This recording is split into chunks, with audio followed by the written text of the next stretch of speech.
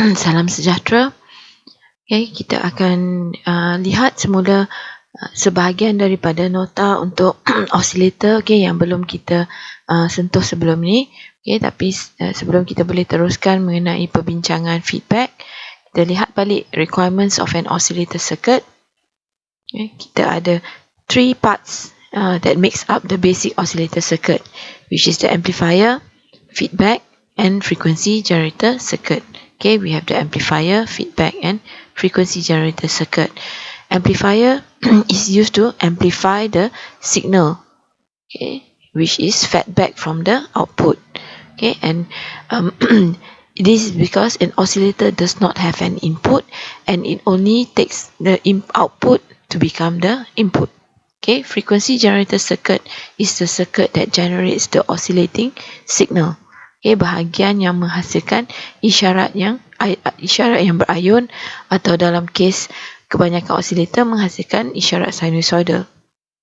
Bahagian feedback ni adalah bahagian yang mengambil keluaran, sebahagian dari keluaran atau keluaran terus dan dihantar balik kepada bahagian amplifier. Tujuannya adalah untuk mengekalkan ayunan. Jadi kita telah lihat fungsi amplifier. Seterusnya kita lihat mengenai feedback. Feedback is a condition where some portion of the output signal is being resupplied to the input part. Bahagian ini yang kita gunakan untuk supply balik output signal ke bahagian input. Dan kita ada 2 jenis feedback, iaitu negative feedback dan positive feedback. Dan ini adalah yang penting, di mana oscillator uses a positive feedback principle. Positive feedback. Maksud positive feedback ialah apa yang dimasukkan ke dalam amplifier. Apa yang dimasukkan ke dalam amplifier akan digandakan. Sama ada dia lebih besar ataupun sama dengan isyarat keluaran. So ini semua kita telah lihat. So kalau tak ingat, tolong ulang kaji balik. Apa dia negative feedback dan positive feedback. Tapi dalam oscillator kita memerlukan positive feedback. So ini merupakan satu basic feedback block diagram. Di sini kita nak lihat macam mana kita boleh terbitkan persamaan untuk feedback dan juga apa kaitannya feedback dengan bentuk isyarat yang dihasilkan. Kita lihat masukan kita pada ini ialah VI. Masukkan V input. Kemudian ini adalah voltan feedback yang diambil daripada output. Kita ambil daripada output, masuk semula ke amplifier dan melalui satu blok feedback. Ini ialah gandaan untuk feedback kita. Ataupun dikenali sebagai feedback factor. Beta is our feedback factor. Amplifier mempunyai gandaannya sendiri, iaitu AV. This is the gain. Ataupun dalam BM kita panggil gandaan untuk amplifier. So, VE ni pula, di sini VE ni stands for error voltage.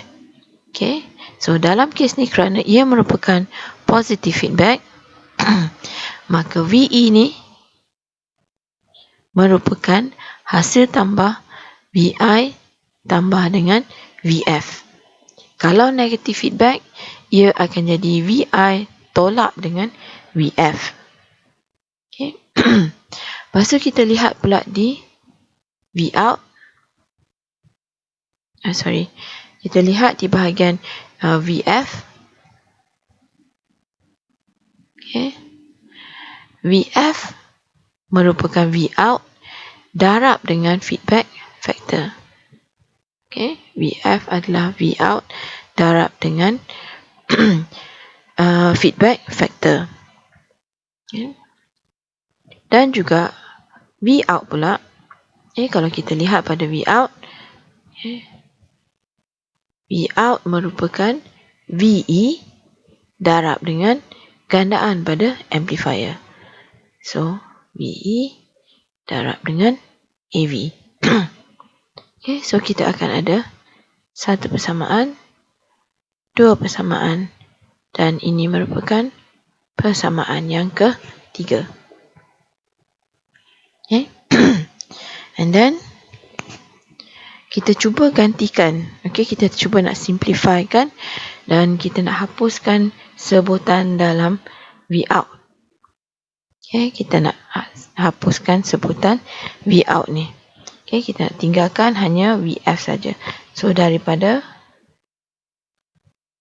persamaan 1, okay, kita ada VF sama dengan V out per beta. Kita ambil persamaan 2, okay, dan gantikan sebutan V out ni. Maka kita akan dapat VF sama dengan VE AV darab dengan beta.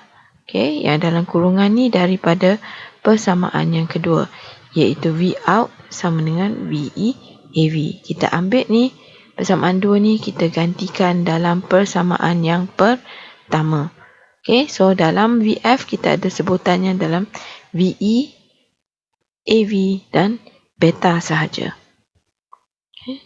Seterusnya kita lihat. Okay. Tadi ada persamaan yang ketiga, iaitu VE sama dengan VI plus VF. Okay. Dan VF dalam slide yang sebelum ni, kita telah dapat kat sini ni. VF sama dengan VE darab AV darab dengan beta. So, masukkan kat sini. VF sama dengan VE darab AV darab beta. Okay. Dan daripada persamaan ni, okay, kita pindahkan VI kita jadikan VI sebagai tajuk utama. Okay, VI. So, VI jadi tajuk utama, maksudnya VE tolak dengan AV beta. Okay. And then kita lihat, ini darab dengan VE lagi. So, di sebelah kanan ni kita keluarkan sebutan VE. Okay, so bila keluarkan sebutan VE, yang ni tinggal 1. Sebab 1 darab VE dapat VE balik. Okay, so VE dah dikeluarkan, di sebelah sini tinggal AV beta. Okay, ini bermaksud garisan ni, kurungan macam ni bermaksud kita cuma ambil nilai positif sahaja. Okay, so dalam osilator, kita tidak memerlukan input voltage. Okay, ini basic, ini basic feedback block diagram. Okay, block diagram untuk basic feedback, bukan untuk osilator lagi. So, dalam osilator, okay, in oscillators, VI sama dengan 0. Okay, so VI sama dengan 0. Maka daripada persamaan ni, VE 1 tolak AV beta akan sama dengan 0. Okay. Jadi, sekiranya VE 1 tolak AV beta adalah sama dengan 0, maka kita ada dua kemungkinan. Yang pertama ialah VE sama dengan 0, atau 1 tolak AV beta sama dengan 0. Okay, so VE ni sama dengan 0 ni tak mungkin. Okay, jadi maksudnya kita ambil ni. Okay, nak dapatkan balik sifar, maka 1 tolak AV beta ni mestilah sama dengan sifar. Okay, ataupun kalau kita buka kurungan tu, kita bawa AV beta ke sini, AV beta mestilah sama dengan 1. Okay. Jadi untuk sesuatu feedback circuit ni beroperasi seperti osilator dan gandaan di keluarannya adalah sama nilainya dengan bahagian masukan, maka gandaan amplifier darab dengan faktor untuk feedback mestilah sama dengan 1. Okay. So kita tengok, okay, kenapa saya katakan kalau kita nak osilator tu memberikan keluaran yang sama seperti inputnya atau feedback kepada osilator tu sama dengan outputnya, okay, nilai A darab dengan beta tu mestilah sama dengan 1. Okay, kita cuba lihat. If A, B is equivalent to 1, okay, maka VF sama dengan A darab B darab VE. Okay, ini adalah daripada persamaan tadi untuk VF. Okay, untuk VF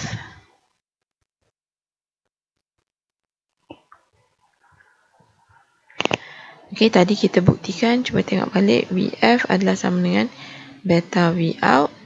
Kemudian Vout adalah sama dengan VE darab dengan AV. Okay. So, untuk VF, kita akhirnya dapat VE AV beta. Okay. Maka, bila AB ni, AV darab B, beta ni sama dengan 1, maka VF kita adalah VE darab dengan 1. Dalam kata lain, VF akan sama dengan VE. Okay, this means the feedback voltage will be the same as input voltage to the amplifier. Okay, ini V error ni, VE ni merupakan masukan kepada amplifier kita. VF adalah voltan yang kita ambil daripada output. Okay, ingat VF voltan yang kita ambil daripada output. VE adalah yang kita masukkan dalam amplifier. Jadi kalau VE sama dengan VF, maka keluaran yang dihasilkan oleh amplifier akan mempunyai amplitude, okay, dan frekuensi yang sama seperti inputnya, iaitu VE. Okay. So itu yang dimasukkan, feedback voltage will be the same as input voltage to the amplifier.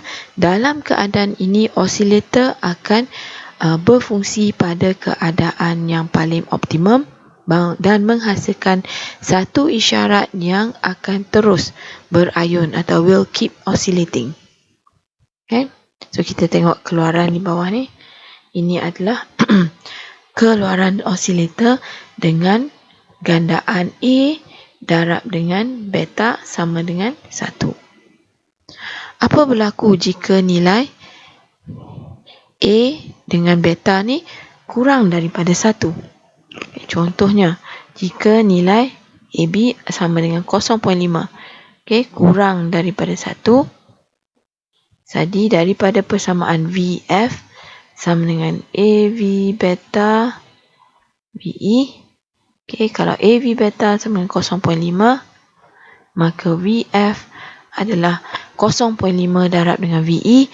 Dalam kata lain, VF ialah separuh daripada VE. Okay, voltan yang di-feedback separuh daripada nilai asal dia, VE. Jadi, apa yang berlaku? Pada cycle yang pertama, okay, isyarat berfungsi, isyarat yang dihasilkan sama je. Tetapi, tiap kali dia di-feedback, dia akan susut sebanyak separuh. Okay, setiap kali feedback, ia akan susut 0.5, separuh daripada voltan error yang asal. So, pada kita kedua, kita tengok amplitude dia sudah berkurangan sebanyak separuh. And then, untuk kita seterusnya, dia berkurangan lagi separuh.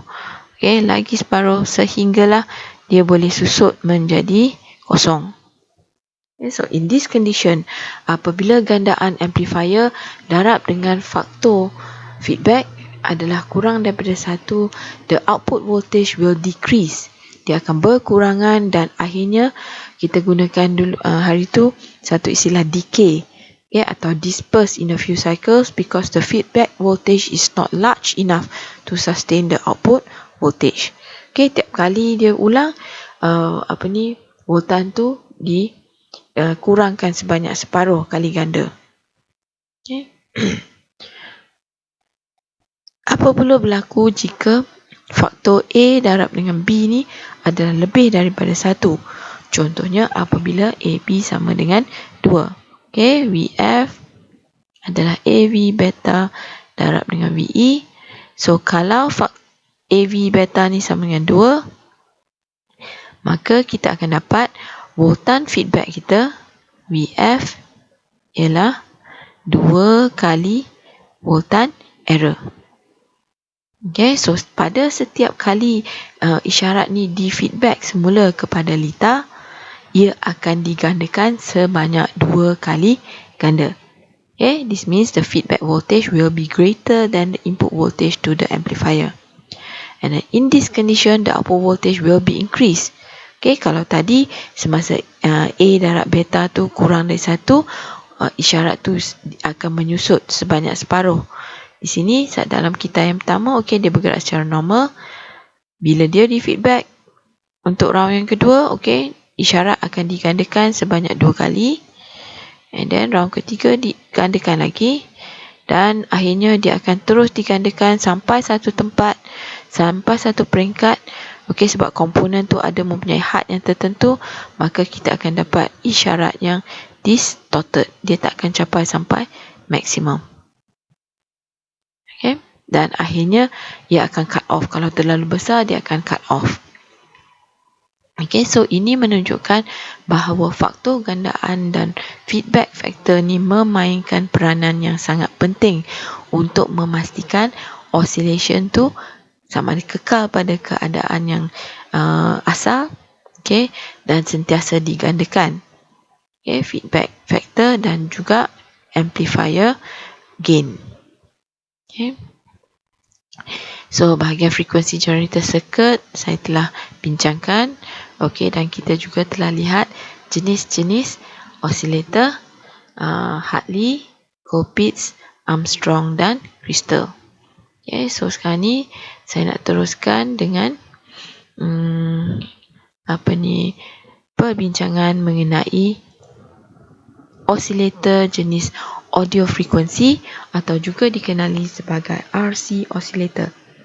Ia terbina daripada komponen resistor dan capacitor. Berbanding dengan LC oscillator yang dibina daripada induktor dan capacitor.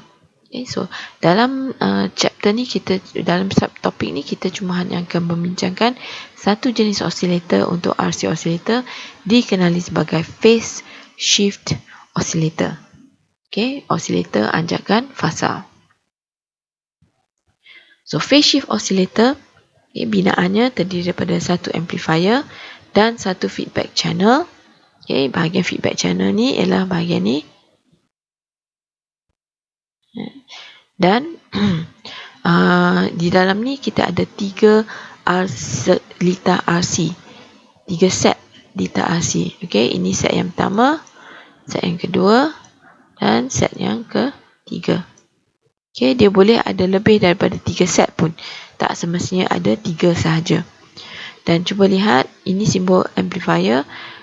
Feedback kita, yang kita ambil daripada Vout ni, disambungkan ke bahagian amplifier pada input yang negatif. Maksudnya keluaran daripada amplifier ni adalah bertentangan dengan inputnya. Sepatutnya kita belajar mengenai amplifier ni dalam chapter yang ketiga. Tapi untuk peringkat ni, ingat bahawa bila kita sambung ke negatif, keluaran kita sebenarnya akan songsang berbanding dengan yang sebenar. So phase shift oscillator, amplifier, boleh jadi transistor juga, dan kita ada gabungan lita RC. C ni diletakkan pada garisan yang mendatar, okey, sambung ke Vout, manakala resistor pula disambungkan pada setiap bahagian simpang antara C, antara kapasitor ni, dan disambungkan ke ground. So ini menunjukkan satu phase shift oscillator yang menggunakan transistor sebagai amplifiernya. Okay. So kita lihat ini merupakan bahagian feedbacknya dari kolektor. Okay, kita feedback masuk kepada base transistor tersebut. Okay, kenapa kita ambil kolektor? Sebab kolektor adalah tempat kita ukur output. Okay, kita ukur output daripada kolektor ke emitter. Okay, pada setiap kali, pada setiap channel ataupun setiap pasangan C dengan R, isyarat yang diambil daripada output ni akan teranjak fasa sebanyak 60 darjah. Okay, so bila dia lalui channel ni, dia akan teranjak fasa 60 darjah. Melalui channel ni sekali lagi teranjak fasa 60, jadi 60 campur 60 dapat 120. Channel yang ketiga 180 darjah. So kalau 180 darjah, isyarat yang diterima pada base adalah bertentangan sama sekali dengan isyarat yang dihasilkan dekat output isyarat asal yang di feedback ke dalam litar kita. Okay, tapi jangan risau, bahagian CE transistor sekali lagi akan menganjak fasa sebanyak 180 darjah. So akhirnya daripada yang terbalik ni, kita akan dapat semula bentuk isyarat yang asal. Okay, sini 180 campur 180 akan jadi 0 darjah balik. So maknanya tak ada anjakan fasa. Okay. Kemudian formula untuk phase shift oscillator adalah berbeza sedikit berbanding dengan LC oscillator. Okay, frekuensi resonance yang dihasilkan oleh phase shift oscillator diberikan sebagai FR 1 2 pi RC. Okay, so R dengan C ni sepatutnya nilai-nilai yang sama dalam phase shift oscillator. Darab dengan punca kuasa 2N, di mana N ni merupakan bilangan stage atau bilangan pasangan R dengan C. Okay, so dalam litar yang sebelum ni, RC kita sama dengan ada 3 pasangan RC, maka N kita adalah sama dengan 3. Okay, so FR output frequency atau resonance frequency, R is resistance, C adalah capacitance. Okay, so cuba kita calculate resonance frequency, okay, bagi phase shift oscillator yang diberikan dalam rajah ni. Okay. Kita ada resistor ialah 10 kilo ohm, C adalah 0.01. Okay, so resonance frequency kita diberikan sebagai untuk phase shift 2 pi RC punca kuasa 2N. Okay, 2 pi R kita 10K, C kita ialah 0.001 mikro. So darabkan ini dan dapatkan frekuensi resonance-nya.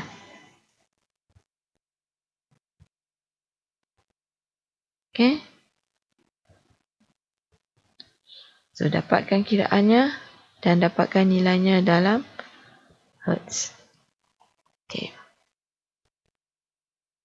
Okay, so itu adalah mengenai jenis oscillator. Okay, kita dah sampai pada penghujung bab 2. Kita lihat oscillator, apa dia oscillator, apakah keperluan atau apakah benda yang wajib, keadaan apakah yang wajib supaya kita boleh menghasilkan satu oscillator. Kemudian kita telah lihat block diagram untuk satu basic oscillator. Kita telah belajar konsep feedback, okay. Kemudian frequency generator circuit, dan juga kita telah melihat jenis-jenis oscillator, Okay, LC oscillator yang stands for inductor dengan capacitor oscillator. Dan kita telah lihat phase shift oscillator, iaitu merupakan jenis RC oscillator. Okay, untuk LC kita telah bincangkan 4 jenis oscillator, iaitu Colpitts, Hartley, Crystal dan juga Armstrong.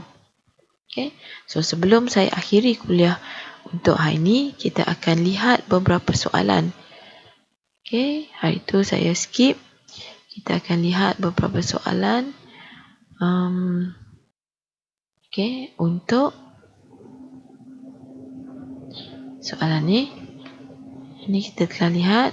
Okay, ini adalah soalan tahun lepas mengenai daripada subtopik crystal oscillator.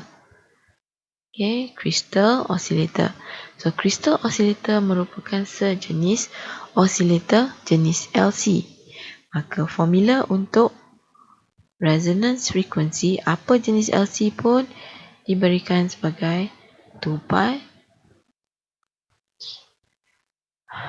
punca kuasa 2 LC. Okay, tapi kalau untuk Colpitts, C tu kita kena cari CT dulu.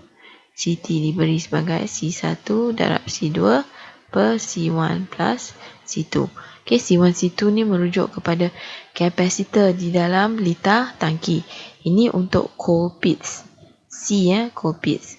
Kalau untuk Hartley, okay, kalau untuk Hartley, frekuensi resonance dia diberi sebagai 2π punca kuasa LTC. Okay, di mana LT, ini ulang kaji di mana LT merupakan L1 tambah L2. Okay, dalam Hartley dia ada 2 induktor yang disambung secara sersiri dan kita center tap di bahagian pertengahan induktor tersebut. Okay, so LT jumlah inductance ialah gabungan kedua-dua inductance yang digunakan. Okay, balik pada soalan. Figure A1 shows the crystal equivalent circuit. If the values of L is 2 Henry, C1 330 picofarad, R is 2 kilo ohms, and CO is 0.75 nanofarad, calculate the series and parallel resonant frequency of the crystal. Okay, kita kena kira series and parallel resonant frequency. Okay, tengok pada equivalent circuit bagi satu kristal. Okay, dia berbeza daripada litar tangki LC yang lain. Di sini kita ada gabungan R, L dengan C. Okay, so bahagian mana yang series, bahagian mana yang parallel? Ini adalah bahagian series kita. So, ini kadang-kadang C ni juga digantikan dengan CS, ni RS, ni LS. Manakala CO ni kadang-kadang dia gunakan CP. Okay, so sekarang ni kita nak kira frekuensi resonance untuk series. Okay, series di F, R, series. Okay, 1/2π punca kuasa. Okay, dalam series, cuba lihat series kita ada C1, okay, L1 dan juga R1. Okay, tapi kita akan abaikan R1 tu kerana R1 adalah rintangan kepada casing, okay, kristal tersebut. So, kita ambil LS dengan CS. Okay, dah diberi dalam soalan 2π punca kuasa. LS kita diberi sebagai 2 Henry. CS, okay, CS ialah C1 kita, iaitu 330 picofarad. Okay, so di sini jawapan yang patut kamu dapat, okay, ialah frekuensi resonance dia adalah sebanyak 6.195 kHz. Okay, cuba buat untuk dapatkan nilai yang sama. Okay, itu ialah untuk frekuensi bagi series, okey, di dalam kristal tersebut. Okay. Kemudian untuk frekuensi resonance bagi theta parallel diberi sebagai 1/2 pi. Di sini kita kena gunakan LS yang diberikan. Okey, C kita. Yang mana yang kita nak gunakan?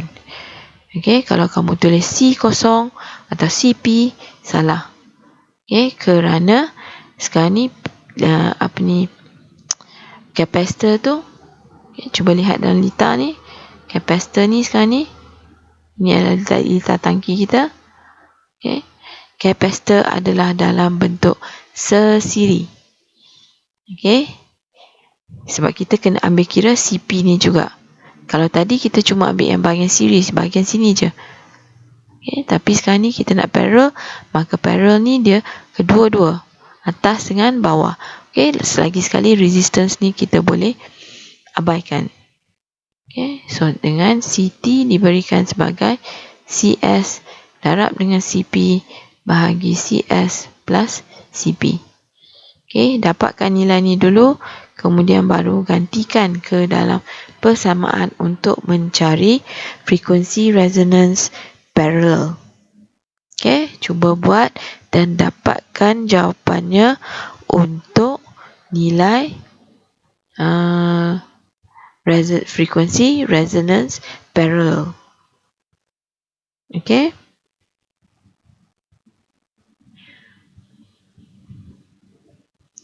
Okay. Seterusnya, ini kita dah bincangkan. Okay. Seterusnya saya akan bagi dua soalan. Okay, saya akan bagi dua soalan di dalam dalam Teams. Okay, cuba selesaikan soalan-soalan tersebut. Okay, dan kemudian hantar. Okay, hantar di Teams di tempat yang saya akan tetapkan nanti. Okay, so terima kasih kerana menonton video ini dan saya harap pelajar telah faham apa yang telah saya cuba sampaikan.